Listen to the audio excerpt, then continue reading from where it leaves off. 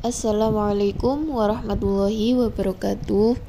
Saya Nurul Widayanti dari Prodi Pendidikan Bahasa Arab kelas 2B. Ini adalah video pembelajaran untuk tugas ujian tengah semester genap dari matkul studi Quran Hadis dengan judul Konsep Dasar Al-Quran dan Hadis. Adapun pembahasan-pembahasannya yaitu 1. Pengertian Al-Quran dan Hadis, 2. Nama lain Al-Quran, 3. Fungsi Al-Quran dan Hadis terhadap Al-Quran, 4. Unsur dan sinonim hadis, 5. Keutamaan membaca Al-Quran, dan terakhir perbedaan hadis nabawi, qudsi, dan Al-Quran. Bab pertama yaitu pengertian Quran dan hadis. Al-Quran adalah firman Allah atau kalam Allah yang hanya diberikan kepada Nabi Muhammad SAW sebagai mukjizat dengan peran para malaikat Jibril secara mutawatir. Sedangkan hadis adalah segala perkataan atau sabda perbuatan ketetapan dan persetujuan dari Nabi Muhammad SAW yang dijadikan landasan syariat Islam. Hadis dibagi menjadi 3 berdasarkan kategorinya, yaitu hadis sahih, bersambung, diriwayatkan oleh perawi yang adil dan dobit dari awal sampai akhir sanad, tidak terdapat di dalamnya sa'ad atau ilah. Kedua yaitu hadis hasan, hadis yang rangkaiannya bersambung, diriwayatkan oleh perawi yang adil dan dobit, tidak terdapat sa'id atau kejanggalan, dan ilah atau cacat, tetapi kualitas hafalan perawi hadis hasan tidak sekuat hadis sahih.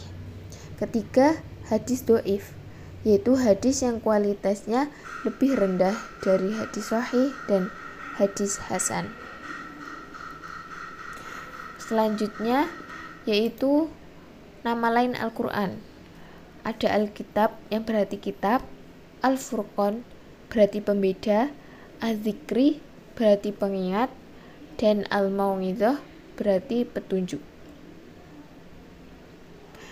Dan selanjutnya ada bab ketiga yaitu fungsi Al-Quran dan fungsi hadis terhadap Al-Quran. Fungsi Al-Quran antara lain sebagai sumber ajaran dan hukum Islam yang utama. Kedua, sebagai konfirmasi dan informasi. Ketiga, sebagai petunjuk hidup manusia, sebagai pengontrol dan pengoreksi ajaran masa lalu. Fungsi hadis terhadap Al-Quran yaitu 1. Sebagai bayan takrir, hadis yang menjelaskan apa yang sudah dijelaskan Al-Quran.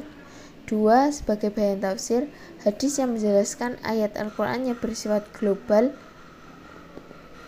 atau umum dan secara mutlak. Dan yang terakhir sebagai bayan naskhi, hadis menghapus hukum yang diterangkan Al-Quran. Bab selanjutnya yaitu unsur hadis. 1.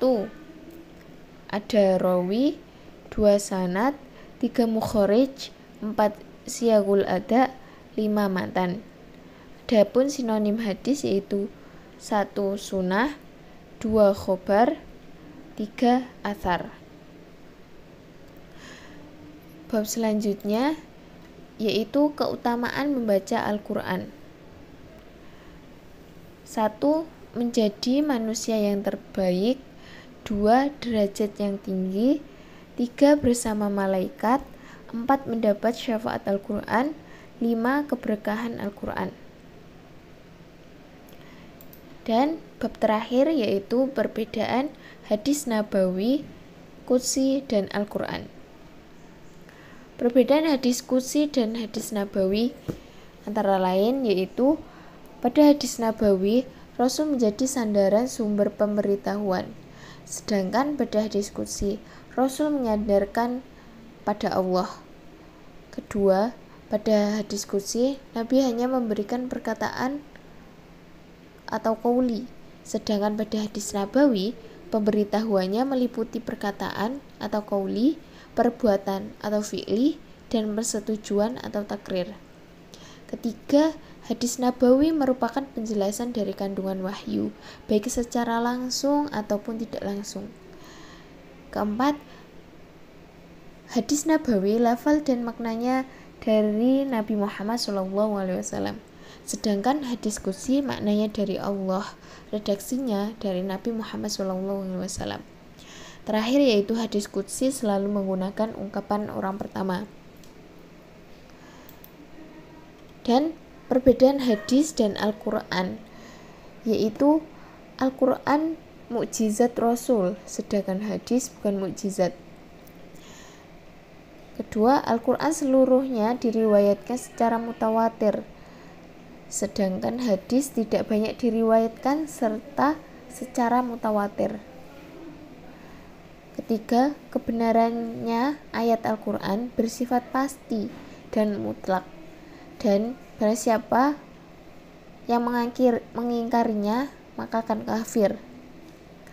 Selanjutnya, proses penyampaian Al-Quran melalui wahyu yang tegas, sedangkan hadis qudsi melalui wahyu atau ilham atau mimpi dalam tidur.